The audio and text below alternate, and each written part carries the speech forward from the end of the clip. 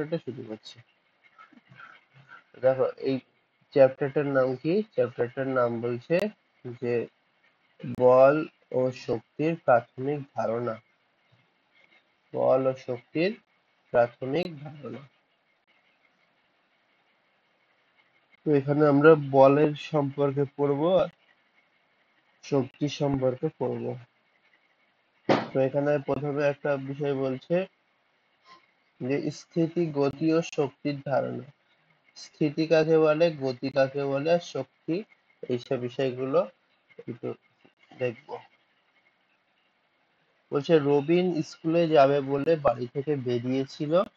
বাড়ির সামনে একটা প্রকাণ্ড বটগাছ। বটগাছের পাশে একটা গরু ঘাস খেতে খেতে মনের সুখে মাঠের উপর চড়ে বেড়াচ্ছে। রাস্তা দিয়ে হুশ করে চলে গেল একটা অটোরিকশা, বাইক আর সাইকেল। রাস্তার পাশ দিয়ে ওর স্কুলের আরো কত ছাত্রছাত্রী যাচ্ছে স্কুলের দিকে। আকাশে মেঘ ভেসে বেড়াচ্ছে, উড়ে যাচ্ছে পাখি। রাস্তার পাশে কত ছোট বড় বাড়ি। রবিন বাড়ি থেকে বেরিয়ে এমন কোন কোন বস্তু দেখলো যারা চলাচল করছে না, অর্থাৎ নিজের জায়গাতে স্থির আছে। এই বস্তুগুলো কি সময়ের সঙ্গে স্থান পরিবর্তন করছে?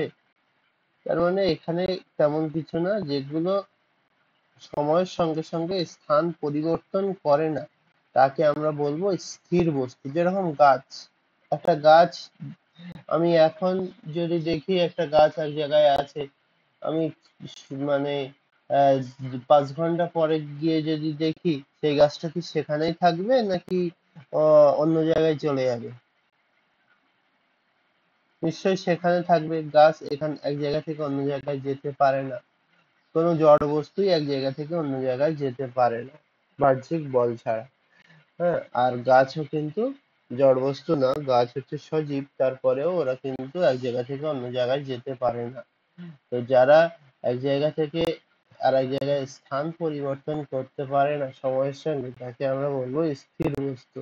তাহলে এখান থেকে আমাদের জানার বিষয় হচ্ছে স্থির বস্তু কাকে বলে। হ্যাঁ, তাহলে এখান থেকে আমরা এইটা দাগিয়ে দেব যে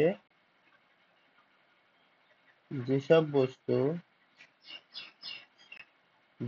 বস্তু সময়ের সঙ্গে স্থান পরিবর্তন করে না, যেসব বস্তু সময়ের সঙ্গে স্থান পরিবর্তন করে না তাকে আমরা বলবো স্থির বস্তু। তো একইভাবে আমরা এখান থেকে গতিশীল বস্তু কাকে বলে সেটাও বলবো।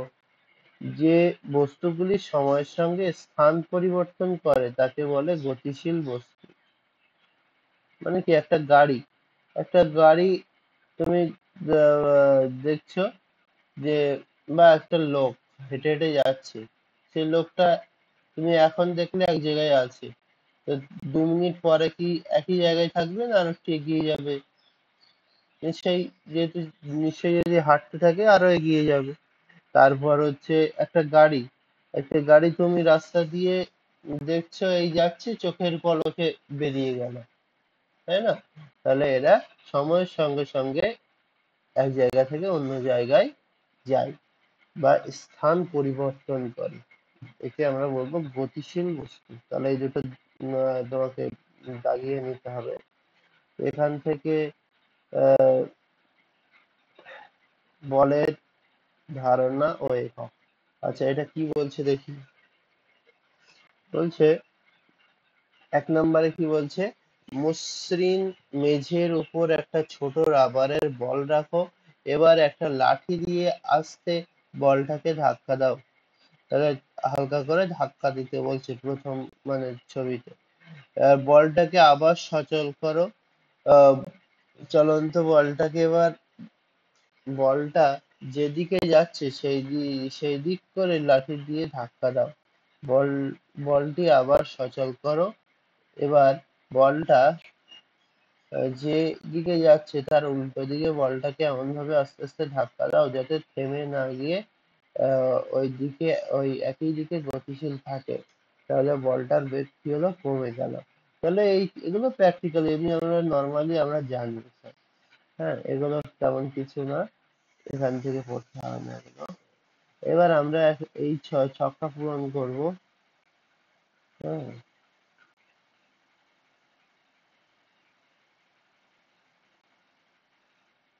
হ্যাঁ বলো। হ্যাঁ, এখানে হচ্ছে টানা বল আর ঠেলা বল, কোনটা টানা কোনটা ঠেলা আমরা সব জানি, তাই না? তাহলে ড্রয়ার বের করতে কি কি বল কাজ করে? টানা বল। বের করার সময় টানতে হয়, আর ড্রয়ার বন্ধ করার সময় ঠেলা। আবার ফুটবলে কিক করতে গেলে, হ্যাঁ, সামনের দিকে দেওয়া মানেই হচ্ছে ঠেলা। আর জামার বোতামের ফুটো দিয়ে তুমি বোতাম ঢোকালে,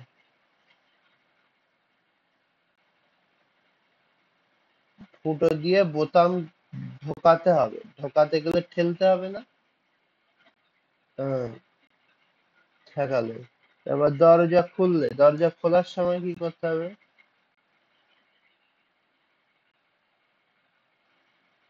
দরজা খোলা, অনেক সময় কি হয়, দরজা, দরজার সিস্টেমের উপরে নির্ভর করছে দরজা। অনেক সময় দেখবে যে কিছু দরজা আছে তোমার বাইরে থেকে টানা যায়, আবার কিছু দরজা আছে মানে চাবি দিয়ে খুলে ভিতরে ঠেলতে হয়। হ্যাঁ, তো ভিতরে ঠেলাটাই এখন দরজাটা বেশি ইউজ হয়। হ্যাঁ, তো ভিতরে আমি ঠেলা বলটাকেই লিখলাম, দরজা খুলতে গেলে ঠেলতে হবে। হ্যাঁ, দরজা বন্ধ করতে গেলে কি করতে হবে? টানতে হবে, তার অপোজিটটা করতে হবে। তারপর টেবিল সরাতে গেলে নিশ্চয়ই কি করতে হবে? ঠেলতে হবে।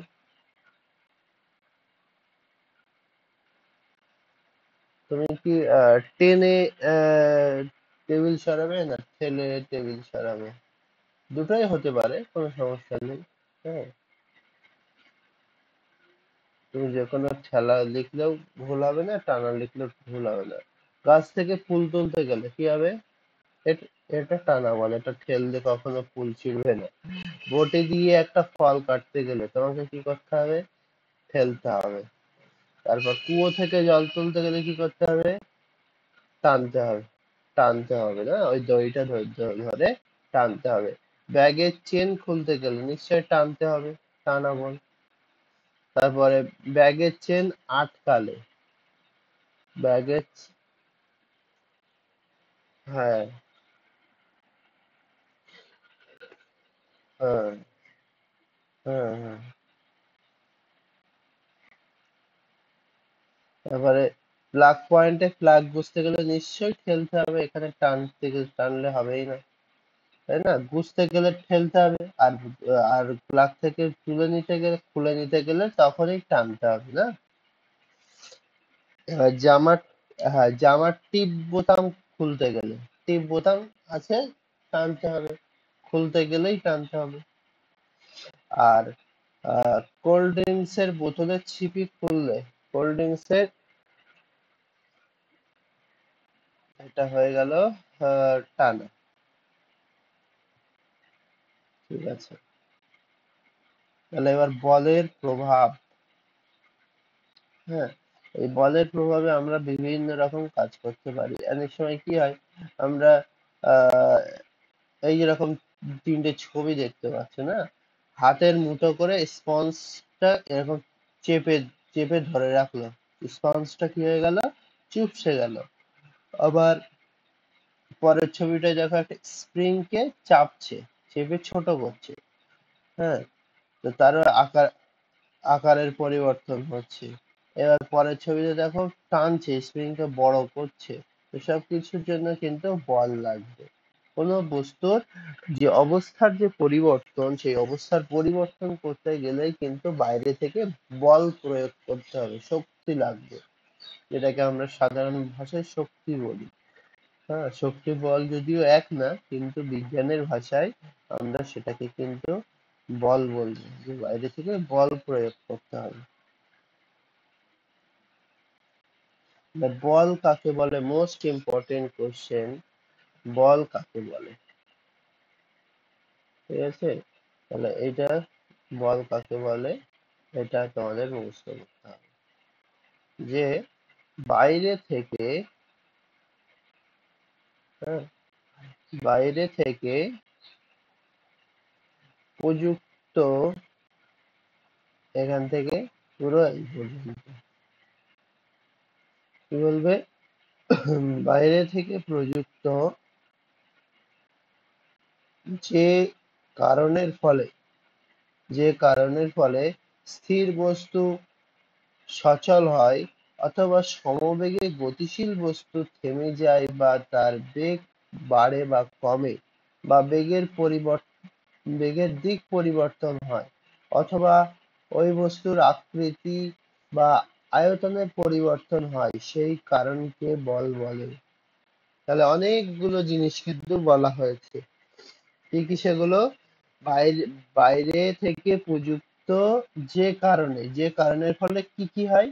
এক নাম্বার বলে দিয়েছে কি, এক নাম্বার বলছে আমাদের, দেখো ভালো করে বুঝতে হবে, এক নাম্বার বলছে স্থির বস্তু সচল হয়, স্থির বস্তু সচল হয়। দুই নাম্বার কি, সমবেগে গতিশীল বস্তু থেমে যায়, বা তার তার বেগ বাড়ে বা কমে, তার বেগ বাড়তেও পারে কমতেও পারে, বা বেগের দিক, হয়তো যাচ্ছিল উত্তর দিকে এখন যাচ্ছে দক্ষিণ দিকে, তাহলে বেগের দিকও পরিবর্তন হতে পারে, বা বস্তুর আকৃতি বা আয়তনের পরিবর্তন ঘটতে পারে, আগে ছিল একটু ছোট এখন হয়ে গেল বড়, হ্যাঁ, তার আয়তনটাও কম বেশি হয়ে গেল। এতগুলো কারণে, যে কারণ, সেই কারণটাকেই আমরা বলবো বল। হ্যাঁ, যে যে যে কারণের ফলে এসবগুলো ঘটতে পারে সেই কারণটাকেই আমরা বলবো বল। ভীষণ ইম্পর্টেন্ট কোশ্চেন, এটা কিন্তু মুখস্থ করতে হবে। তারপর আসছে কে, যে এসআই পদ্ধতিতে বলের একক, হ্যাঁ, বারবার পরীক্ষায় আসে। এসআই পদ্ধতিতে বলের একক হচ্ছে নিউটন। হ্যাঁ, হ্যাঁ নিউটন। আর একটা একক আছে সেটার নাম হচ্ছে এই ডাইন, সেটার নাম হচ্ছে ডাইন। তাহলে এগুলো দাগিয়ে নিয়েছো। আচ্ছা, স্পর্শহীন বল, এই যে বলগুলো আমরা দেখছিলাম এগুলো স্পর্শ করতে হবে, টানতে হবে বা ঠেলতে হবে, এইভাবে আমরা স্পর্শ করে বলটাকে প্রয়োগ করতে পারবো। কিন্তু স্পর্শ ছাড়াও কিন্তু বল আছে, স্পর্শহীন বল, যেরকম কি চুম্বক। দেখো চুম্বকের, চুম্বক যেরকম লোহাকে আকর্ষণ করে, তার জন্য কি তার স্পর্শ করা লাগে, অনেক দূরের থেকে লোহাকে টানতে পারে। তাহলে এখানে আমরা সেরকম কিছু জানবো।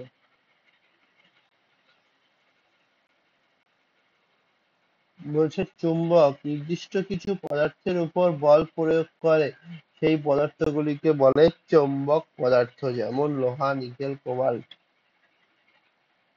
তাহলে এরপর দাগিয়ে নেবে এইখান থেকে, চুম্বক নির্দিষ্ট কিছু পদার্থের উপরই বল প্রয়োগ করতে পারে, সেই পদার্থগুলিকে বলে চৌম্বক পদার্থ, যেমন লোহা, নিকেল, কোবাল্ট। এই পর্যন্ত দাগিয়ে নেবে।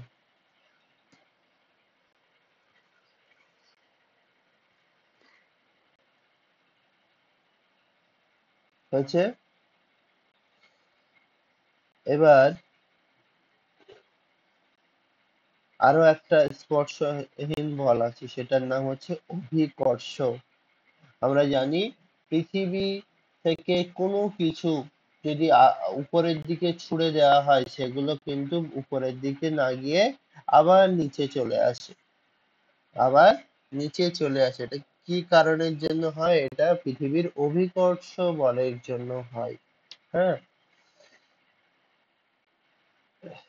তাহলে কি কোনো স্পর্শ ছাড়াই অভিকর্ষ বল কাজ করে। তাহলে এটা আমরা এই লাইনটা মনে রাখবো। তাহলে এই বলের আর এক নাম ওজন। এই যে বল, এর বলের আর এক নাম কি? ওজন। যেহেতু ওজন একটি বল, তাই এসআই পদ্ধতিতে ওজনের একক নিউটন।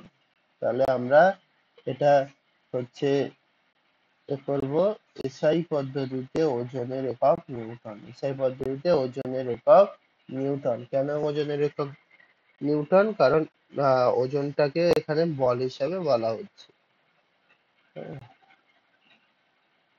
এবার শক্তির ধারণা, প্রকারভেদ, উৎস ও শক্তি সমস্যা ও শক্তি সমস্যা।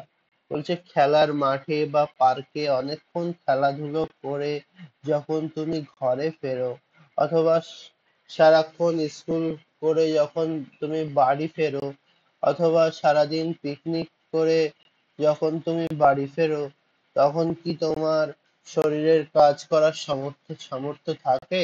তাহলে ভেবে বলো তো, পরিশ্রম করলে আমাদের দেহ থেকে কি খরচ হয়ে যায়, যার ফলে আমাদের কাজ করার সামর্থ্য কমে যায়? অনেক। হ্যাঁ বলো।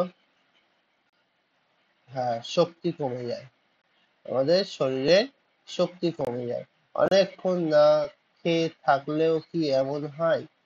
আহ তখনও কাজ করার সামর্থ্য কি তোমার থাকে? পরিশ্রম করলে আমাদের দেহ থেকে কি খরচ হয়? আমাদের দেহ থেকে শক্তি খরচ হয়, আমাদের দেহ থেকে শক্তি বা ক্ষমতা খরচ হয়। হ্যাঁ, আর এই শক্তিটা আমরা কোথা থেকে পাই? আমরা খাদ্য থেকে পাই। আমরা খাদ্য থেকে পাই।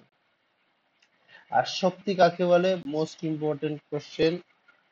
কাজ করার সামর্থ্যকে শক্তি বলে। কি বলবো? কাজ করার সামর্থ্যকে শক্তি বলে।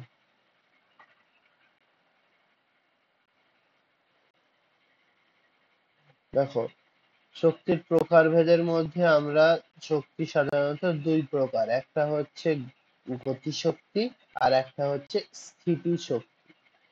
তাহলে গতিশীল অবস্থার বস্তুর মধ্যে কাজ করার যে সামর্থ্য বা শক্তি আসে, তাকে বলে গতিশক্তি। তাকে বলে গতিশক্তি। তাহলে আমরা এখান থেকে এই পর্যন্ত দাগিয়ে নেব। এখান থেকে এই পর্যন্ত দাগিয়ে নাও। গতিশীল অবস্থায় বস্তুর মধ্যে কাজ করার যে সামর্থ্য বা শক্তি আসে, তাকে বলে গতিশক্তি।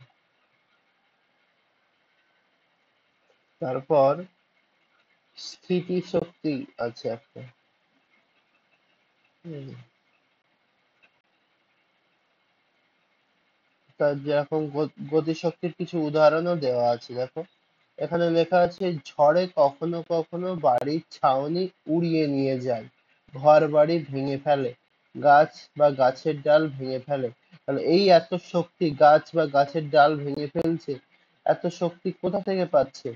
এই যে আহ তোমার ঝড় যখন হয়, ঝড়ের যেহেতু প্রচন্ড গতি, সেই গতি সেটাই হচ্ছে, হ্যাঁ, গতির জন্যই কিন্তু এটা এতটা শক্তি সে পায়। তাহলে গতিশক্তির কিছু উদাহরণ এখানে দেওয়া আছে। তাহলে হ্যাঁ বলো। দেখো, তাহলে এর পরেরটা দেখি আমরা। বলছে, ঝড়ের প্রচন্ড গতির জন্য তার মধ্যে গতিশক্তির যোগান হয়, ফলে তা কাজ করার সামর্থ্য লাভ করে। তাহলে কি জন্য ওটা হয় সেটা ওরা বলে দিয়েছে, কিন্তু আমরা যেটা এক্ষুনি বললাম। তাহলে বায়ুর গতিশক্তিকে কাজে লাগিয়ে পালতোলা নৌকা চালানো হয়, বা বায়ুর গতিশক্তিকে কাজে লাগিয়ে পালতোলা নৌকা চালানো হয়। এগুলো দাগিয়ে নিলে। এবার আমরা দেখব স্থিতিশক্তি। তাহলে স্থিতিশক্তি কাকে বলে? বস্তুর আকৃতির পরিবর্তন ঘটালে বস্তুর মধ্যে কাজ করার যে সামর্থ্য বা শক্তি যোগান হয়, এই শক্তিকে স্থিতিশক্তি বলে।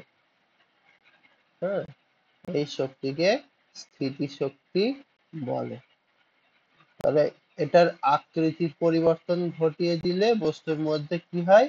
কাজ করার সামর্থ্য বা শক্তি সে পায়, এই শক্তিকে আমরা বলবো স্থিতিশক্তি। তো এরও অনেক উদাহরণ আছে, উদাহরণ এখানে দেখানো হলো। হ্যাঁ, স্থিতিশক্তির উদাহরণ যে একটা স্প্রিং কে তুমি যদি আহ, জোরে চেপে সংকুচিত করে দাও আর তার পাশে একটা বল রেখে দাও, আর যখনই তুমি ওই হাতটা ছেড়ে দেবে সঙ্গে সঙ্গে সেই স্প্রিংটা যখন কি হবে, স্প্রিংটা বড় হয়ে যাবে আর সঙ্গে সঙ্গে ওই ওই বলটাই ধাক্কা দিয়ে বলটাকে ফেলে দিতে পারবে। তাহলে ওর তো কোনো শক্তি ছিল না, যখনই ওটাকে আমি ছোট করলাম, ছোট করার ফলে ওর মধ্যে কিন্তু একটা শক্তি চলে আসলো। হ্যাঁ, প্রাণ বলা যায় না, ওর মধ্যে একটা শক্তি চলে আসলো। হুম। তাহলে এইভাবেই কিন্তু এগুলো হবে। তারপর বলছে দেখো, স্থিতিশক্তি আর গতিশক্তিকে একসঙ্গে আমরা যে শক্তি বলবো তার নাম হচ্ছে যান্ত্রিক শক্তি। তাহলে স্থিতিশক্তি ও গতিশক্তিকে একত্রে কি বলে? যান্ত্রিক শক্তি। তাহলে যান্ত্রিক শক্তি, এটাই হয়ে গেল। তাহলে 86 পৃষ্ঠা কমপ্লিট। এবার শক্তির রূপান্তর। তাহলে আমরা জানি একটা শক্তি থেকে আর একটা শক্তিতে কিন্তু শক্তি সবসময় রূপান্তরিত হয়। তাহলে শক্তি অনেক প্রকার। তাহলে শক্তি কয় প্রকার? যান্ত্রিক শক্তি, যেরকম আমরা বলেছি কি স্থিতিশক্তি আর গতিশক্তি মিলে হচ্ছে যান্ত্রিক শক্তি। তাহলে সেই যান্ত্রিক শক্তিটা তো অলরেডি আমরা পড়ে ফেলেছি, সেটা প্রথমে দেওয়া আছে। এছাড়া আরো অনেক শক্তি আছে, সেগুলো আমরা এক এক করে দেখব। সেগুলো আমরা এক এক করে দেখব।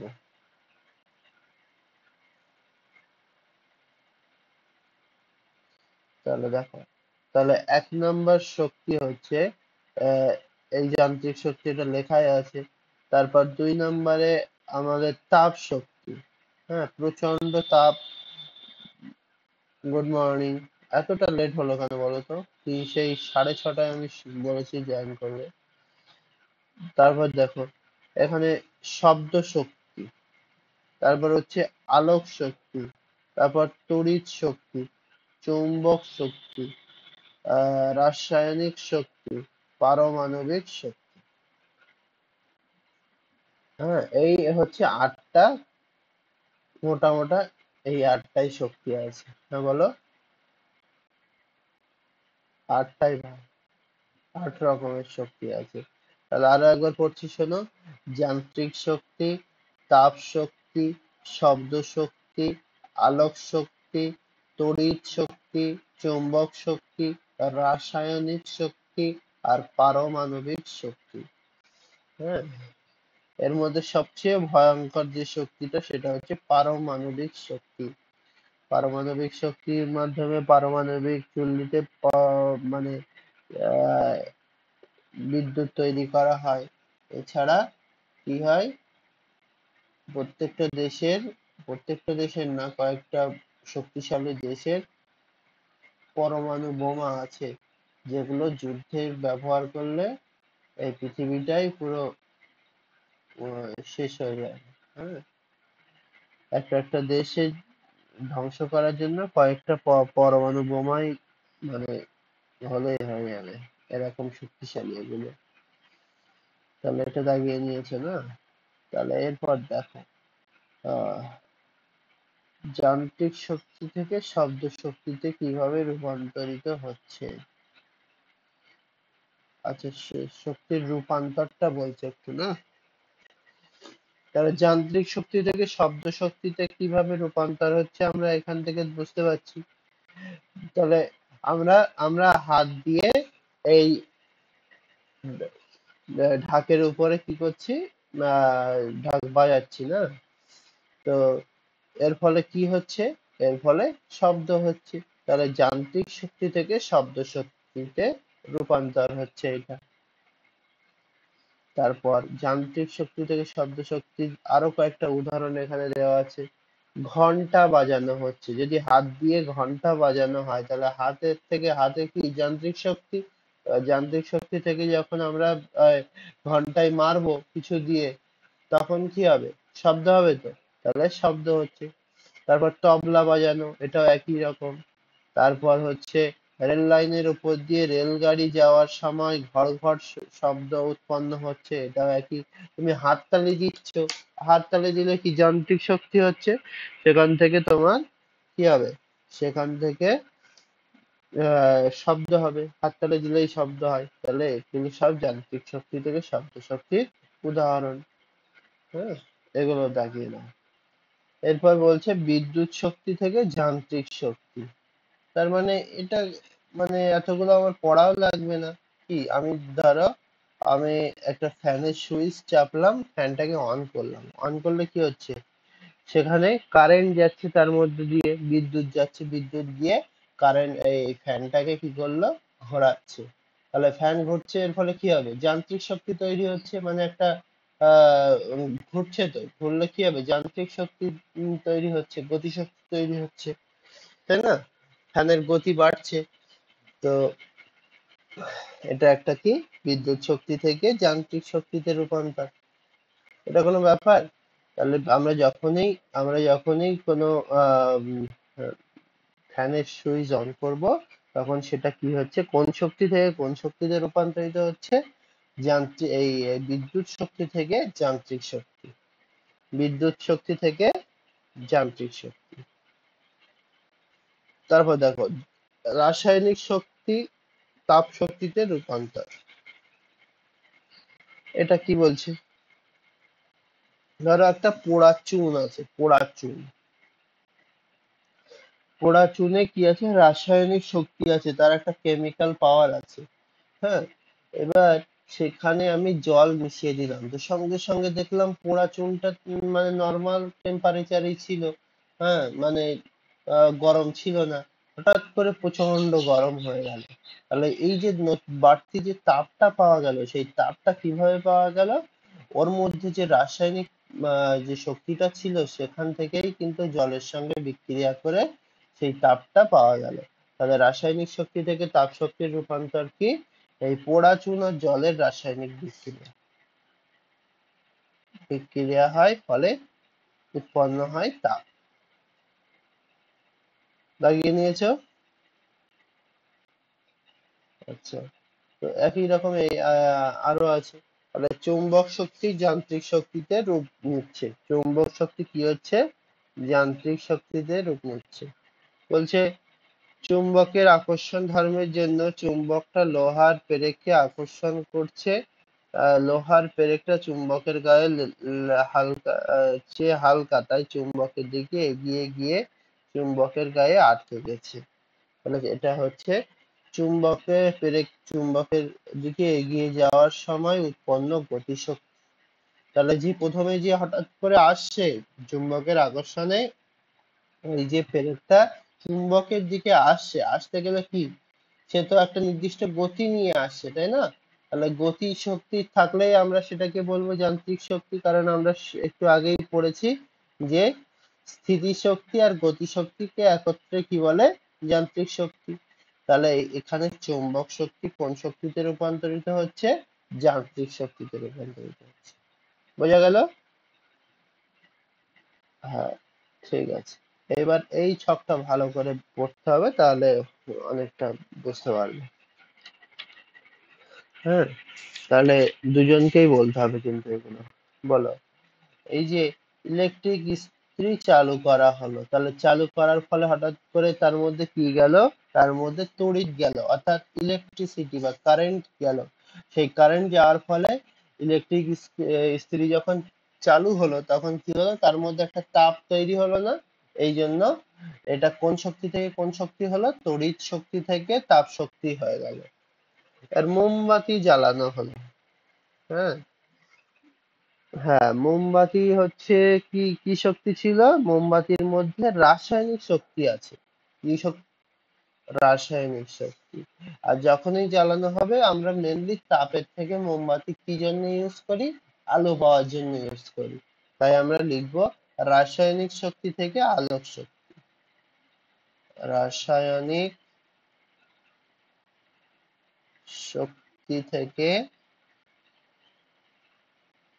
আলোক শক্তি, আলোক শক্তি। ব্যাটারি চালিত রেডিও চালানো হলো, ব্যাটারি চালিত রেডিও। তাহলে রেডিও, হ্যাঁ বলো।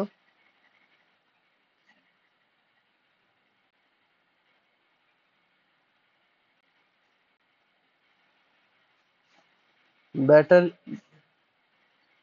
ব্যাটারি, হ্যাঁ ব্যাটারির মধ্যে কিন্তু ইয়ে আছে, তড়িৎ আছে কিন্তু। হ্যাঁ, ইলেকট্রিক মানে শক্তি আছে, তড়িৎ শক্তি থাকে। সেই তড়িৎ শক্তি থেকে রেডিও যখনই চালানো হলো, তখন কি হলো, সেখান থেকে আমার শব্দ শক্তি পাচ্ছি আমরা। তাহলে আমরা লিখতে পারবো তড়িৎ শক্তি থেকে শব্দ শক্তি। তড়িৎ শক্তি থেকে আলটিমেটলি আমরা পাচ্ছি শব্দ শক্তি। তারপর কয়লা পোড়ানো হলো, এটা খুবই সহজ।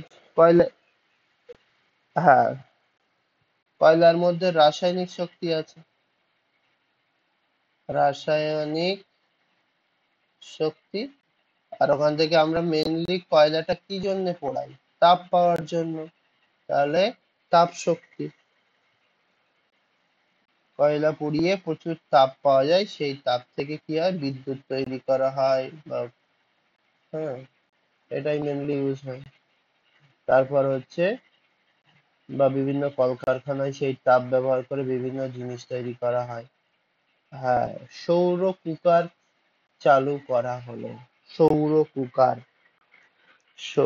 হ্যাঁ বলো।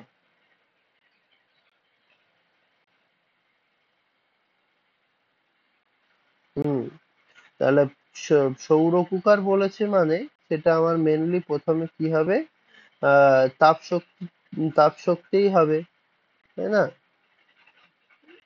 হ্যাঁ, বা আহ তাপ শক্তি না বলে তুমি যদি বলো আলোক শক্তি, তাও হবে, কারণ আলোর সঙ্গে সম্পর্কিত, সূর্যের আলো। হ্যাঁ, আমরা বলবো আলোক শক্তি থেকে। তাহলে আলটিমেটলি কি হচ্ছে, আলটিমেটলি আমার সৌর কুকার জ্বালানোর ফলে শেষ পর্যন্ত আমরা কি পাচ্ছি, আমরা তাপ শক্তি পাচ্ছি, যার জন্য রান্না করতে পারছি, তাই না? সেখান থেকে আমরা তাপ শক্তি পাচ্ছি।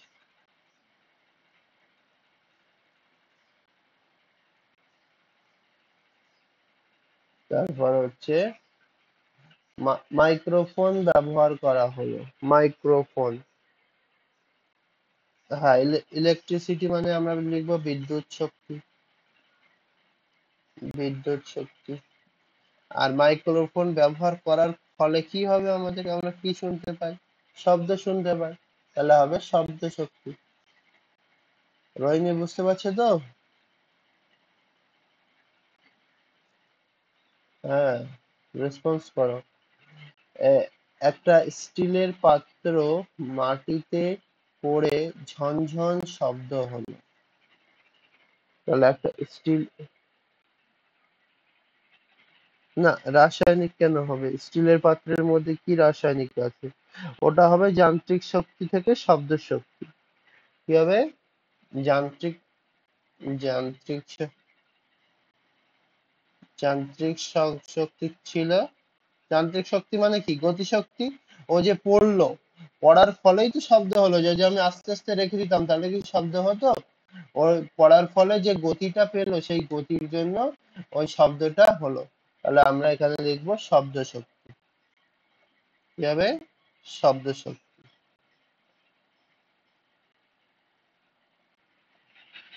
তারপর তারাবাজি জ্বালানো হলো, তারাবাজির মধ্যে কি আছে, রাসায়নিক শক্তি আছে, রাসায়নিক শক্তি আছে।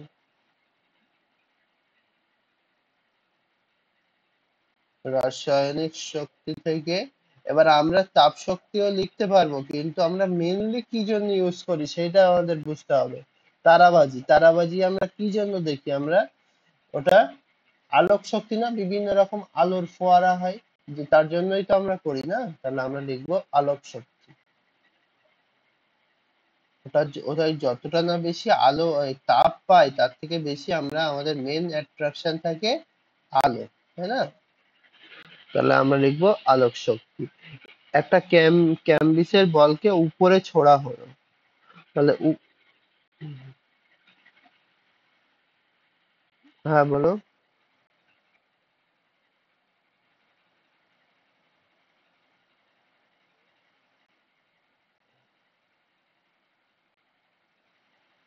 হ্যাঁ, উপরে ছোড়া হলো। উপরে আমরা নিশ্চয়ই মানে একটা গতি দিয়ে ছুড়বো, তাহলে এটা হবে যান্ত্রিক শক্তি। যান্ত্রিক শক্তি। তো যান্ত্রিক শক্তি থেকে উপরে ছোড়ার ফলে কি হলো? উপরে ছোড়ার ফলে গতি শক্তি হলো। গতি শক্তি হবে, দেখি আর একটু দেখি। এর মধ্যে এই আটটার মধ্যে কোনটা হতে পারে দেখি। তাপ শক্তি, শব্দ শক্তি, আলোক শক্তি, তড়িৎ শক্তি, চৌম্বক শক্তি, রাসায়নিক শক্তি, পারমাণবিক শক্তি। আহ, চুম্বক, এটা আমরা চুম্বক শক্তি বলে দিলাম, হ্যাঁ। চুম্বক মানে ওই রকম চুম্বক না, এটা হচ্ছে অভিকর্ষ শক্তি। হ্যাঁ, পৃথিবীর একটা অভিকর্ষ টান আছে না, সবসময় নিজের দিকে টানে। ছোড়ার ফলে কি হবে? ছোড়ার ফলে কি সে কি আবার নিচের দিকে ফিরে আসবে তো, না? তাহলে বা তুমি এমনও বলতে পারো, সেটা শেষ হবে, যান্ত্রিক শক্তির মাধ্যমে ছুড়ে দিলে তো এর ফলে সে কিছুটা আহ গতিশীল হলো, তো গতিশক্তি লিখে দিতে পারো, সমস্যা নেই। মানে যখন সে যাচ্ছে সেই সময়কারটা বলা হচ্ছে, আবার যখন ফিরে আসবে সেটা আলাদা বিষয়। হ্যাঁ, বলছে একটা ক্যাম্বিসের বলকে উপর থেকে ছেড়ে দেয়া হলো, এটা আবার সহজ। এটা হচ্ছে এটাও হচ্ছে সেই, এটাও আমি ছেড়ে দিচ্ছি মানে আমি যান্ত্রিক শক্তি। হ্যাঁ, যান্ত্রিক শক্তি থেকে এবার ও পড়ছে, পড়ছে একটা নির্দিষ্ট গতি নিয়ে পড়ছে, তাই তো? একটা নির্দিষ্ট গতি নিয়ে পড়ছে, সেই গতিটা কি জন্য পাচ্ছে? অভিকর্ষ শক্তির জন্য পাচ্ছে, কিন্তু আমরা ওটা না লিখে আমরা শুধু গতি শক্তি এইটুকুই লিখে দিলাম। এবার আমরা দেখব যে শক্তির উৎস। তোমরা জেনেছো যে আমাদের প্রতিদিনের কাজ করার জন্য প্রয়োজনীয় শক্তি আমরা খাবার থেকে পাই। এবার প্রতিদিন তুমি যা যা খাও তার কয়েকটা নিচে লেখো। তাহলে তুমি প্রতিদিন কি কি খাও সেটা একটা নিচে লিখতে বলছে। তাহলে তোমরা বলবে তোমরা কি কি খাও, আমরা সেটা লিখবো। আমরা মেনলি কি খাই? ভাত, তাই না?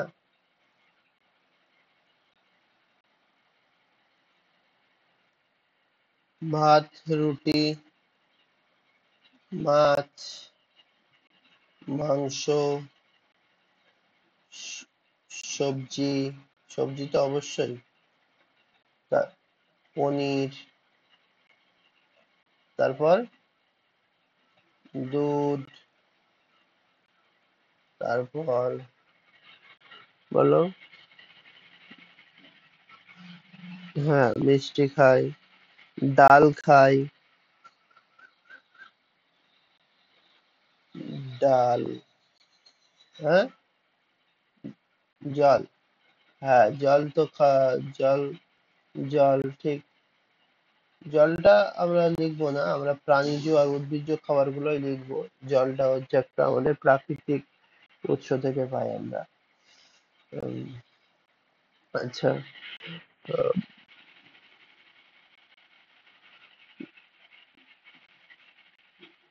বিস্কুট, বিস্কুট, চা, বিস্কুট, চা, হ্যাঁ, পাউরুটি, হ্যাঁ, পাউরুটি, মানে কি কি খাও সেইগুলোই।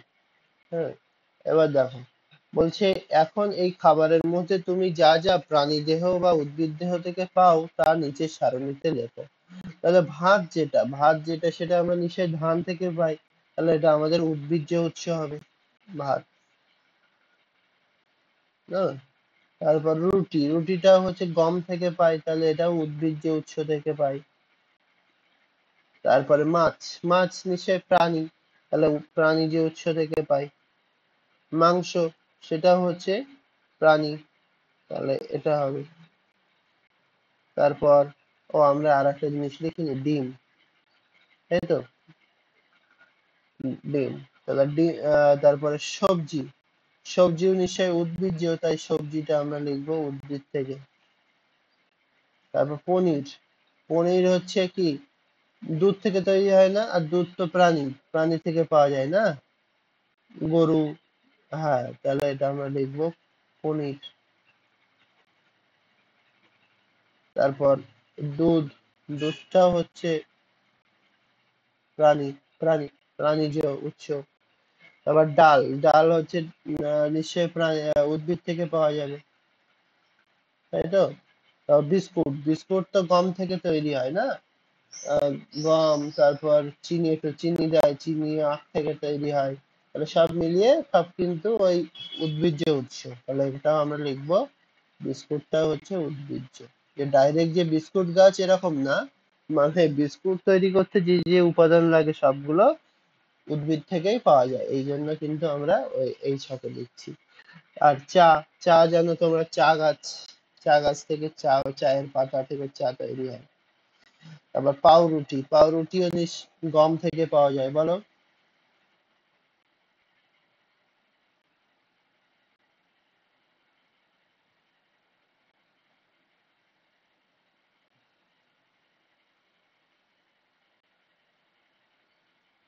হ্যাঁ, সে তুমি যাই মেশাও না কেন, মানে আমি শুধু চায়ের কথাটা বলছি, মানে যে চাটা খাই, চায়ের মেন মেটেরিয়াল কি, মেন মেন চা পাতা। এবার সেই চা পাতাই তো উদ্ভিদ থেকে পাওয়া যায় না। অনেকে কিন্তু দুধ চাও খায় না, মানে চিনি দেওয়া চাও খায় না, ওই মানে তোমার হচ্ছে জলের সঙ্গে শুধু চা গরম করেই খেয়ে নেয়। হ্যাঁ, আমি সে বিষয়ে যাচ্ছি না, মানে দুধ চা হলো যে প্রাণীজ উৎস, তা সেটা আলাদা বিষয়, আমি শুধু চা বলেছি মানে চা পাতার কথাই বলছি। হ্যাঁ, মানে চা করতে গেলে তো সবার আগে চাটা লাগবে না, চা পাতাটা। এ ঠিক বলেছো তুমি। হ্যাঁ, হ্যাঁ, এবার হচ্ছে দুধ হয়ে গেল, এবার ডিম, ডিম হচ্ছে প্রাণীজ উৎস, তাহলে এগুলো হয়ে গেল। এবার কি বলছে দেখো, যে প্রাণীজ উৎসের খাবারগুলো যে যে প্রাণীদেহ থেকে আসে সেই প্রাণীদের মধ্যে যারা সরাসরি উদ্ভিদ খায়, এসো তাদের তালিকা করি, এসো তাদের তালিকা করি।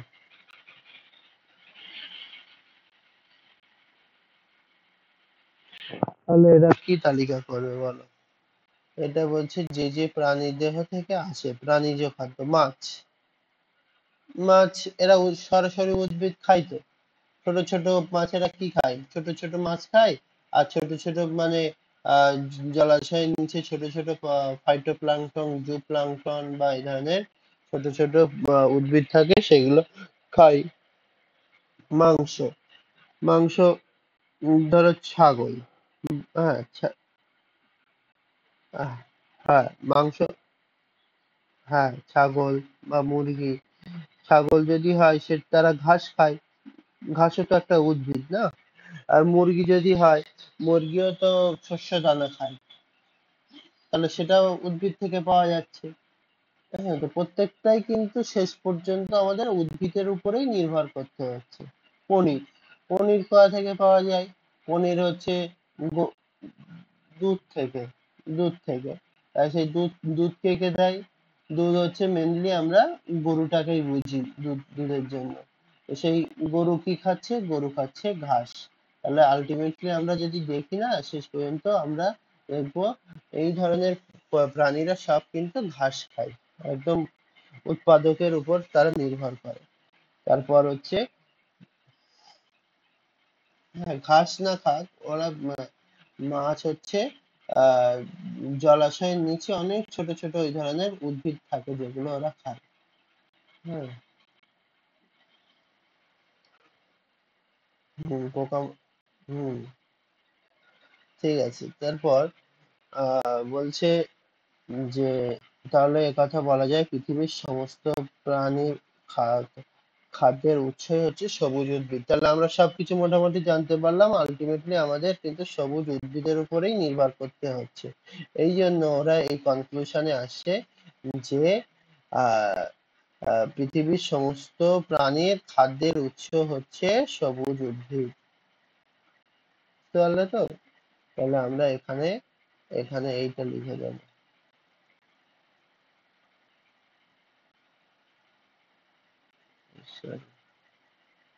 তাহলে আমরা কি লিখবো, যে পৃথিবীর সমস্ত প্রাণীর খাদ্যের উৎস হচ্ছে সবুজ উদ্ভিদ।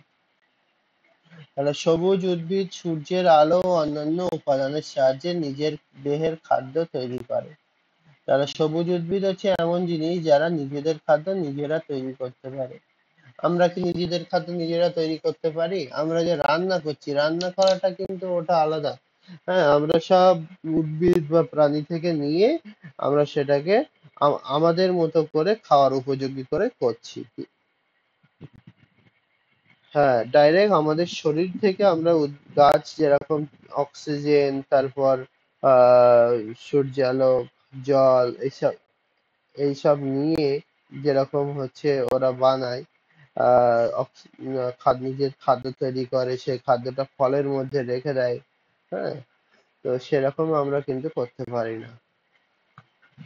তো যাই হোক, আহ পৃথিবীর সব শক্তির উৎসই হচ্ছে কি সূর্য। পৃথিবীর পৃথিবীতে সব শক্তির উৎস হচ্ছে সূর্য। আর সূর্যের সৌরশক্তি খাদ্যের মধ্যে রাসায়নিক শক্তি বা স্থিতি শক্তি হিসাবে জমা থাকে। যে সৌরশক্তিটা আমাদের খাদ্যের মধ্যে কিভাবে জমা থাকে, রাসায়নিক শক্তি বা স্থিতি শক্তি হিসাবে জমা থাকে কিন্তু। এবার বলছে আমরা যে বিদ্যুৎ শক্তি ব্যবহার করি তা উৎসভেদে মূলত দুই প্রকার। একটা হচ্ছে তাপবিদ্যুৎ শক্তি, আর একটা হচ্ছে জলবিদ্যুৎ শক্তি। আমরা বিদ্যুৎ শক্তি সাধারণত কি কি বিদ্যুৎ শক্তি জানি? তাপবিদ্যুৎ আর জলবিদ্যুৎ। তাহলে তাপ বিদ্যুৎ পেতে গেলে আমাদের কি কি পোড়াতে হবে বলো তো দেখি?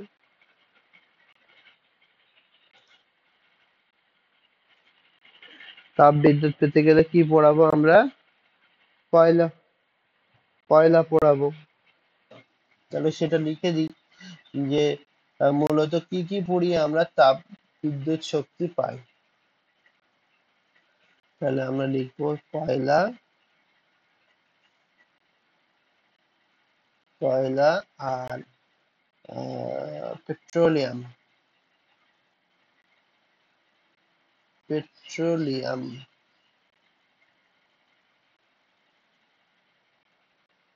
এখন বলো, হ্যাঁ এখন বলো এই উৎসগুলি আমরা পাই কোথা থেকে? সেখানে এগুলো এলো কোথা থেকে? তাহলে সেই,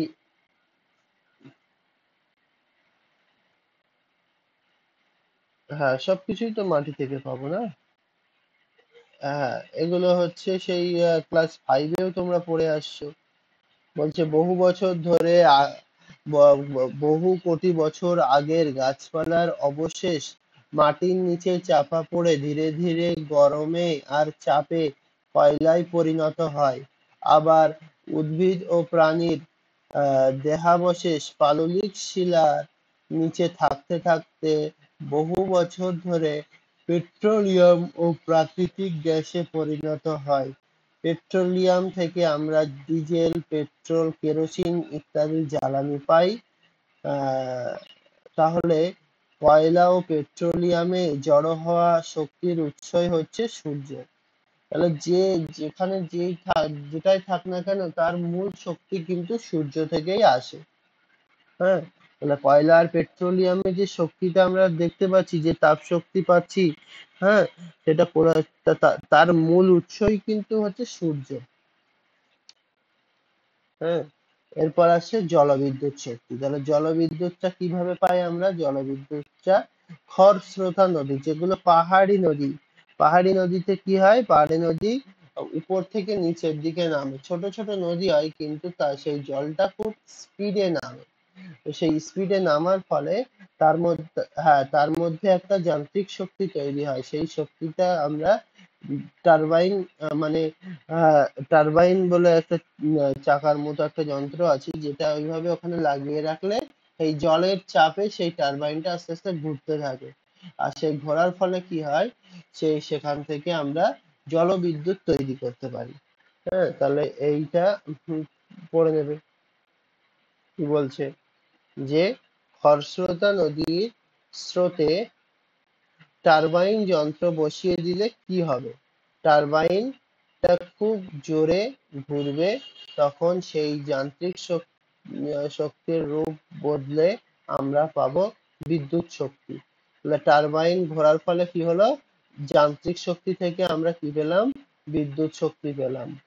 আর কয়লা পোড়ালে কি হলো, তাপ শক্তি থেকে আমরা বিদ্যুৎ শক্তি পেলাম। বুঝতে পারলে তো?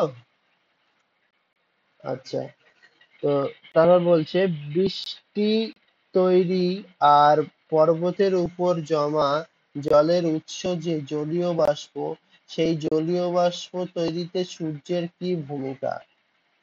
হ্যাঁ,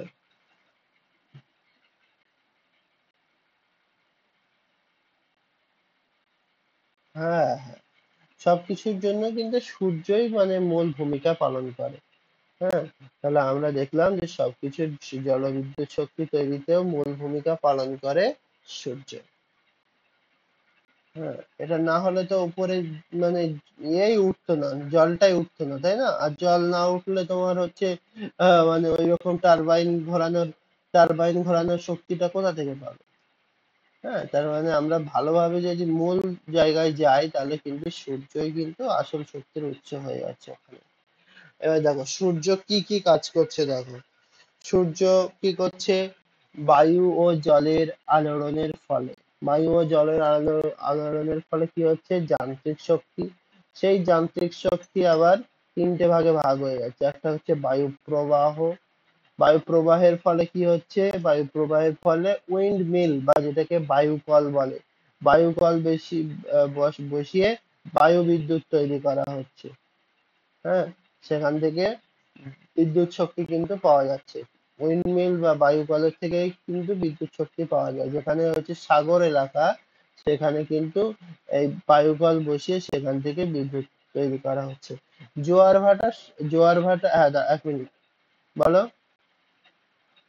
জোয়ার, হ্যাঁ, সবকিছুই প্রাকৃতিক ঘটনা। তো জোয়ার ভাটার শক্তিকে কাজে লাগিয়ে জলের নিচে টারবাইন বসিয়ে কি হচ্ছে, জোয়ারের সময় জলটা খুব স্পিডে যায়, হ্যাঁ, সেই তার শক্তিকে কাজে লাগিয়ে সেখান থেকেও কিন্তু আলটিমেটলি বিদ্যুৎ শক্তি তৈরি করা হচ্ছে। আর একটু আগেই তো আমরা পড়লাম যে নদীর জলের উচ্চ অবস্থান ও প্রবাহ বা স্রোতের জন্য কি হচ্ছে, খরস্রোতা নদীতে টারবাইন বসিয়ে সেখান থেকে কি হচ্ছে, জলবিদ্যুৎ তৈরি করা হচ্ছে, তাই না? তাহলে বিদ্যুৎ শক্তি তৈরি হচ্ছে। আর সরাসরি সৌর কোষ বা মানে আমরা বলি সোলার, হ্যাঁ, সোলার সেল যেটাকে বলা হয়, তো বাড়ি বাড়িতে এখন সোলার ব্যবহার করা হয় না? দেখবে অনেক লাইট আছে যেগুলোর মাথায় একটু কালো রঙের দেওয়া থাকে, সেটা বাইরে রেখে দিলে আহ, মানে সূর্যের আলোতেই চার্জ হয়ে যাবে। হ্যাঁ, এখন সোলারের অনেক জিনিস পাওয়া যাচ্ছে, যেগুলো হচ্ছে সূর্যের আলো সামনে রেখে দিলে সেটা চার্জ হবে, সেটা আবার ব্যবহার করা যাবে। তাহলে সেটা ডাইরেক্ট সেখান থেকেও কিন্তু বিদ্যুৎ শক্তি তৈরি করা যাচ্ছে। আর এগুলো তো গেল আমাদের শক্তির ব্যাপারটা। আর ডাইরেক্ট হচ্ছে যেটা আমাদের ভীষণ গুরুত্বপূর্ণ বিষয়, সেটা হচ্ছে সালোক সংশ্লেষ। উদ্ভিদ যদি সালোক সংশ্লেষ না করতে পারতো, তাহলে কিন্তু কোনো প্রাণীরাই বাঁচতে পারতো না, খাওয়া বিনে মারা যেত। যে সবুজ উদ্ভিদ তারা কি করছে, তৃণভোজী প্রাণী খাত মানে সবুজ উদ্ভিদকে কারা খাচ্ছে, তৃণভোজী প্রাণীরা খাচ্ছে। আর তৃণভোজী প্রাণীদের কারা খাচ্ছে, মাংসাশী প্রাণীরা খাচ্ছে। তার মানে আমরা মানুষেরা ডাইরেক্ট সবুজ ঘাস খেতে পারবো না। তাই তো? ওই জন্য সবুজ ঘাস ধরো প্রথমে কে খাচ্ছে, ছাগল খাচ্ছে, আমরা ছাগলের মাংস খাচ্ছি। তাহলে হ্যাঁ, ওটা ওইভাবে মানে পরোক্ষভাবে আমরা ওইভাবে খাচ্ছি। হ্যাঁ, তো তোমার হচ্ছে আর এই সবগুলোর মধ্যে কি আছে, রাসায়নিক শক্তি বা স্থিতি শক্তি আছে। আর তারা মারা গেলে মানে প্রত্যেকটা সবুজ উদ্ভিদ মানে প্রত্যেকটা জিনিসই মারা যাবে, উদ্ভিদও একসময় মারা যাবে, তৃণভোজী প্রাণীরাও মারা যাবে, মানুষ সহ মাংসাশী প্রাণী সবাই মারা যাবে। গেলে কি হবে, তাদের দেহের যে রাসায়নিক শক্তি ছিল, সেই রাসায়নিক শক্তি মৃত্যুর পরে কি হলো, বহু বছর ধরে তাপ ও চাপের প্রভাবে এবং জীবাণুর ক্রিয়ায় কঠিন তরল ও গ্যাসীয় জীবাশ্ম জ্বালানিতে রূপান্তরিত হচ্ছে। তাহলে তাদের থেকে আবার কি হচ্ছে, তাদের থেকে কিন্তু আবার সেই কয়লা, পেট্রোলিয়াম, প্রাকৃতিক গ্যাস এগুলো কিন্তু পাওয়া যাচ্ছে। তাহলে একটা শক্তি থেকে আর একটা শক্তিতে হতেই আছে, শক্তির কিন্তু কোনো শেষ নেই। এবার সেই তাপ শক্তি যেটা পাচ্ছি, এই মানে কয়লা, পেট্রোলিয়াম, প্রাকৃতিক গ্যাস থেকে যে তাপ শক্তি পাচ্ছি, সেই তাপ শক্তি থেকে কিন্তু আবার বিদ্যুৎ শক্তি তৈরি করা যাবে। হ্যাঁ, কত সুন্দর পুরো পুরো পুরো এটাকে বলবো আমরা পুরো একটা রিসাইকেল হয়ে যাচ্ছে পুরো চালে। হ্যাঁ, একটা একটা সার্কুলার ওয়েতে এটা ঘুরছে, চক্রাকারে এটা আবর্তিত হচ্ছে। এবার আসছে আমাদের মোস্ট ইম্পর্টেন্ট একটা টপিক, সেটা হচ্ছে খাদ্য শৃঙ্খলের ধারণা। খাদ্য শৃঙ্খলের ধারণা। তাহলে আমরা যে সমাজে বাস করি, এখানে বিভিন্ন রকমের প্রাণীরা থাকে। সেই প্রাণীদের একটা প্রাণীকে অন্য প্রাণী খেয়ে বা জীবন ধারণ করে। যেরকম ধরো একটা ঘাস, ঘাসে দেখবে অনেক ঘাস ফড়িং থাকে। ঘাস ফড়িংরা কিন্তু এই ঘাস বা ঘাসে থাকা ছোট ছোট পোকা, ওদেরকে খেয়ে কিন্তু ওরা জীবন যাপন করে, জীবন ধারণ করে। আবার এই যে ঘাস ফড়িং যেটা, তাদেরকে কারা খায়, তাদেরকে খায় ব্যাঙ। ব্যাঙকে আবার কারা খায়, সাপ। সাপকে আবার কারা খায়, ময়ূর। ময়ূরকে আবার কারা খায়, বাঘ। তো এইভাবে কিন্তু একটা কি হয়, একটা শৃঙ্খলা তৈরি হয়, একটা শক্তি শৃঙ্খল তৈরি হয়। হ্যাঁ, এই এই একটা মানে যেটাকে আমরা বলবো, যারা একদম নিজের দেহে নিজেই খাদ্য উৎপন্ন করে, তাদেরকে আমরা একটা নাম দেব, নিজের দেহে নিজেই খাদ্য উৎপন্ন করে বলে উদ্ভিদকে আমরা বলি উৎপাদক। উদ্ভিদকে আমরা কি বলবো, উৎপাদক। মানুষ, কাক, এরা হচ্ছে সবকিছুই খায়। হ্যাঁ, তাই এদেরকে আমরা কি বলবো, সর্বভুক। এদেরকে কি বলবো, সর্বভুক। তারপর উদ্ভিদ সরাসরি খায় কারা, প্রথম শ্রেণীর খাদকরা। উদ্ভিদকে সরাসরি কারা খায়, প্রথম শ্রেণীর খাদক। যেরকম কারা, সে যেরকম হচ্ছে আহ ছাগলকেও আমরা প্রথম শ্রেণীর খাদক বলতে পারি, বা ঘাস ফড়িংকেও আমরা প্রথম শ্রেণীর খাদক বলতে পারি। যারা যারা উদ্ভিদ খায়, তাদের প্রত্যেককে আমরা প্রথম শ্রেণীর খাদক বলতে পারি। এরকম হাতি, হাতি এত বড় হলেও সে কিন্তু ওই ঘাস বা কলা পাতা বা গাছগাছালি এসব খেয়েই কিন্তু ও থাকে। তাই ওকে আমরা কিন্তু প্রথম শ্রেণীর খাদক বলবো। এবার প্রথম শ্রেণীর খাদককে খাবার হিসাবে খায় যারা, তাদেরকে আমরা বলবো দ্বিতীয় শ্রেণীর খাদক। তাদেরকে কি বলবো আমরা, দ্বিতীয় শ্রেণীর খাদক।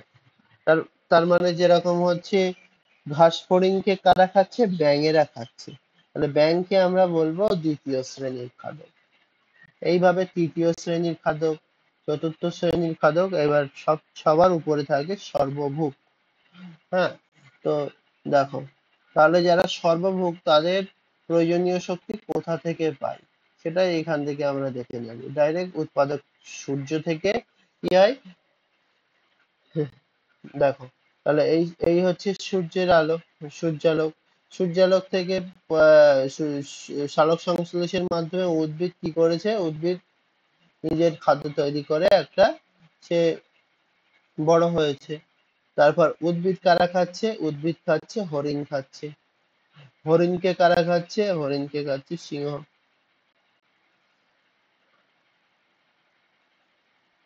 তাই না? তাহলে এটা আমরা লিখে দিতে পারবো যে সূর্য। এখানে আমরা কি লিখে দিতে পারবো, এটা হয়ে গেল তোমার সূর্য।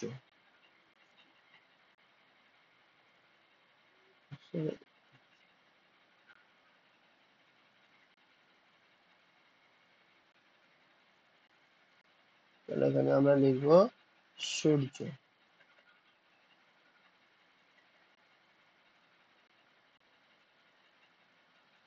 আর এটা কি, এটা হচ্ছে উদ্ভিদ, ঘাস লিখতে পারবে। এটা হচ্ছে হরিণ, এটা সিংহ। এইভাবে হলো।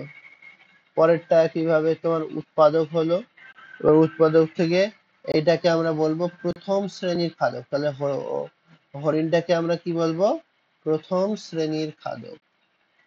প্রথম শ্রেণীর খাদক। হ্যাঁ অবশ্যই হবে, আমি তো বললাম ঘাস যারা খাবে তারা সবাই প্রথম শ্রেণীর খাদক, বা উদ্ভিদ যারা খাবে তারা সবাই প্রথম শ্রেণীর খাদক। আর এদেরকে আবার যারা খাবে তারা হচ্ছে দ্বিতীয় শ্রেণীর খাদক। তাহলে এখানে যেহেতু সিংহ প্রথম শ্রেণীর খাদক খাচ্ছে, তাই ওই সিংহ হয়ে যাচ্ছে দ্বিতীয় শ্রেণীর খাদক। হ্যাঁ, তাহলে এবার খাদ্য শৃঙ্খল যেটাকে এই খাদ্য শৃঙ্খলটা আমরা এবার দেখব। খাদ্য শৃঙ্খল কত সুন্দরভাবে দেখাচ্ছে দেখো। প্রথমে সূর্য, সূর্য থেকে সালোক সংশ্লেষের মাধ্যমে গাছ বড় হচ্ছে। গাছ, গাছের থেকে ঘাস ফড়িং, ঘাস ফড়িংকে খাচ্ছে ব্যাঙ, ব্যাঙকে খাচ্ছে সাপ, সাপকে খাচ্ছে ময়ূর, ময়ূরকে খাচ্ছে বাঘ। হ্যাঁ, তাহলে এই যে শৃঙ্খলটা দেখতে পাচ্ছি আমরা, তাহলে এইটাকে আমরা যদি লিখতে চাই এতে, তাহলে আমরা ছোট ছোট করে লিখে দেব। প্রথমে হয়ে আছে সূর্য, তারপর উদ্ভিদ, হ্যাঁ উদ্ভিদ বা গাছ, তারপর হচ্ছে ঘাস ফড়িং বা ফড়িং লিখে দেব ফড়িং, তারপর হচ্ছে ব্যাঙ, তারপর হচ্ছে সাপ, ব্যাঙকে কে খাচ্ছে, সাপ খাচ্ছে। আর সাপকে কে খাচ্ছে, ময়ূর। আর ময়ূরকে কে খাচ্ছে, বাঘ। ময়ূরকে খাচ্ছে বাঘ। তাহলে তোমরা দেখতে পেলে যে খাদ্য শৃঙ্খলে একটা প্রাণী একবার অন্য প্রাণী, উদ্ভিদ বা প্রাণীকে খাদ্য হিসেবে গ্রহণ করে, তখন সে খাদক। তাহলে একজন অন্যজনকে যখন খাচ্ছে তখন সে হয়ে যাচ্ছে খাদক। হ্যাঁ, আবার পরেই কি হচ্ছে, সেই প্রাণীটা নিজেই হয়তো অন্য কোনো প্রাণীর খাদ্য। বুঝতে পারলে তো বিষয়টা কেমন, বিষয়টা কেমন দেখো। এই যে সাপ, সাপকে কে খাচ্ছে, ময়ূর। হ্যাঁ, তাহলে ময়ূরের খাদক হচ্ছে সাপ, ময়ূরের খাদ্য হচ্ছে সাপ। আবার বাঘের খাদ্য হচ্ছে কে, বাঘের খাদ্য হচ্ছে ময়ূর। বাঘকে ময়ূর খাচ্ছে তো, এই বাঘ ময়ূরকে বাঘ খাচ্ছে, তাই তো, ময়ূরকে বাঘ খাচ্ছে। তাহলে ময়ূর তখন হয়ে যাচ্ছে খাদ্য, আর যে খাচ্ছে সে হয়ে যাচ্ছে খাদক। এখানে কে খাচ্ছে, ময়ূর আর বাঘের মধ্যে বাঘ খাচ্ছে, তাহলে বাঘ হচ্ছে খাদক, খাচ্ছে। আর যাকে খাচ্ছে সে হচ্ছে খাদ্য, যাকে খাচ্ছে সে হচ্ছে খাদ্য। হ্যাঁ, তাহলে এই রকম পর্যায়ক্রমিক খাদ্য খাদক সম্পর্কযুক্ত শৃঙ্খলকেই বলা হয় খাদ্য শৃঙ্খল। উপরের খাদ্য শৃঙ্খলে যুক্ত এক জীব থেকে অন্য জীবে পর্যায়ক্রমে শক্তি প্রবাহিত হয়, পর্যায়ক্রমে কিন্তু শক্তিটা প্রবাহিত হয়। হুম, তাহলে উম, সূর্যের যে শক্তি, সেই শক্তি কিন্তু আস্তে আস্তে সবার দেহের মধ্য দিয়ে আস্তে আস্তে শেষ পর্যন্ত, শেষ ধাপ পর্যন্ত চলে আসে। হ্যাঁ, তাহলে এটা এই এই এই জিনিসটাও পুরোটা পড়বে। এরকম আরো অনেকগুলো খাদ্য শৃঙ্খলা আছে, যেরকম যেটা আর আমি একটু ছবি বলে দিই, একবার মুখে বলে দিই। এরকম দেখো, তোমার আসছে প্রথমে গাছ, গাছ থেকে কি হলো, গাছ থেকে তোমার খরগোশ, ঘাস টাস খায় না খরগোশেরা, আর খরগোশকে কে খাচ্ছে, বাজ পাখি। এটা একটা খাদ্য শৃঙ্খল শেষ হয়ে গেল। এই প্রথম শ্রেণীর খাদক, দ্বিতীয় শ্রেণীর খাদক এখানে শেষ হয়ে গেল। এবার আবার কি হচ্ছে, ঘাস খাচ্ছে কারা, ঘাস খাচ্ছে তোমার হরিণ, হরিণকে কে খাচ্ছে, হরিণ খাচ্ছে কে, হরিণ খাচ্ছে সিংহ। এটা একটা খাদ্য শৃঙ্খল হয়ে গেল। তারপর এখানে আর একটা খাদ্য শৃঙ্খল দিয়েছে, ইঁদুর, ইঁদুররা ঘাস বা ওই ধরনের এ খাচ্ছে, গাছের থেকে উপর নির্ভর। এবার ইঁদুর কে খাচ্ছে, ইঁদুর খাচ্ছে একটা পাখি, বাজ পাখি না কি পাখি এটা, আহ বাজ পাখি, হ্যাঁ ঈগল বা বাজ পাখি এই ধরনেরই। হ্যাঁ, তো এ- এখানে একটা খাদ্য শৃঙ্খল শেষ হয়ে গেল। আর এই খাদ্য শৃঙ্খলটা একটু বড়, কোনটা, এই যেটা আগেও আমরা বলেছি যে কি, ঘাস খাচ্ছে কি, ঘাস ফড়িং। এবার ঘাস ফড়িংকে কে খাচ্ছে, ব্যাঙ, ব্যাঙকে খাচ্ছে সাপ, আর সাপকে খাচ্ছে ময়ূর। তাহলে সব খাদ্য শৃঙ্খল যে এত বড় হবে তা কিন্তু না। আর ময়ূরকে কে খাচ্ছে, বাঘ, সেটা দেখায়নি। হ্যাঁ, তো বা আমরা এখানে যদি একটা তীর চিহ্ন দিয়ে দিই তাহলে এটাও কিন্তু কমপ্লিট হয়ে যাবে যে তোমার এই ময়ূরকে খাচ্ছে সিংহ, ময়ূরকে কে খাচ্ছে, সিংহ। যদি যদি তোমার হচ্ছে বাঘ খেতে পারে তাহলে নিশ্চয়ই সিংহ খেতে পারবে ময়ূরকে, তাই তো? তাহলে এটা একটা আমরা এইভাবে দিয়ে একটা খাদ্য শৃঙ্খল কমপ্লিট করে দিতে পারি।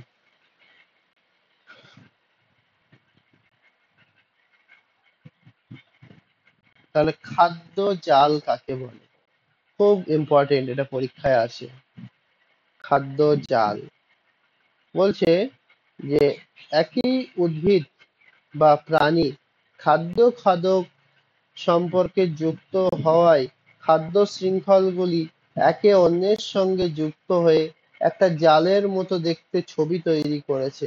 পরস্পরের সঙ্গে সম্পর্ক আছে এমন খাদ্য শৃঙ্খলগুলো মিলে জালের মতো যে ছবি তৈরি করে সেটাই হলো খাদ্য জাল। তাহলে শুধু এইটুকু বাদ দেবে, এইটা, এইটা হবে না, আর বাকি সবগুলো দাগিয়ে নেবে, এইটা শুধু বাদ।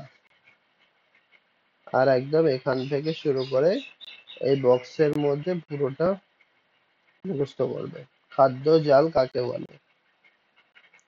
এক, না, নেই। কি লেখা আছে, ফুড চেন, ফুড চেন। হ্যাঁ, এবার দেখো, এটা একটা পিরামিডের মতো তৈরি হয়েছে। প্রথম ধাপ মানে যেটা উৎপাদক, উৎপাদক সবচেয়ে বেশি হয়।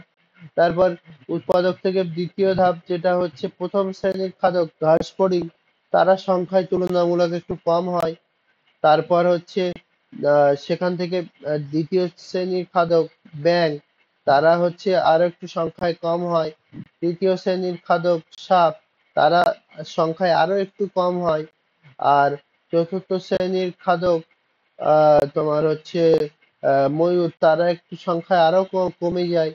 আর সর্বোচ্চ শ্রেণীর খাদক অর্থাৎ সর্বভুক, যেটা সর্বভুক বলতে যেটা সর্বোচ্চ পর্যায়ে আছে সেটা হচ্ছে বাঘ, এর সংখ্যা আরো কম। তার মানে আমরা যত উপরে উঠতে থাকবো, আমরা যত উপরে উঠতে থাকবো তত এদের সংখ্যা কিন্তু কমতে থাকবে, এদের সংখ্যা কিন্তু আস্তে আস্তে কমতে থাকবে।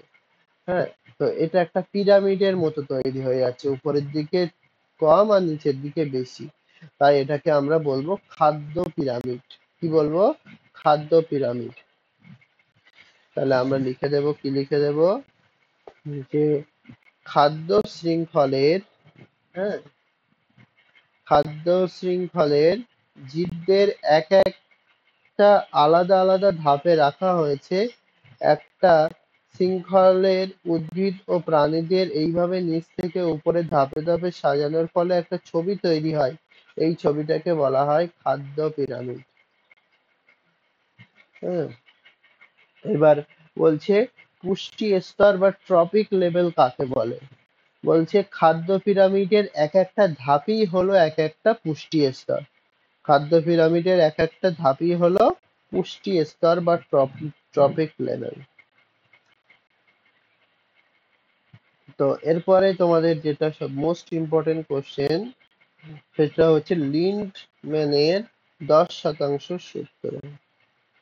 লিন্ডম্যানের 10% সূত্র এইটা পড়বে।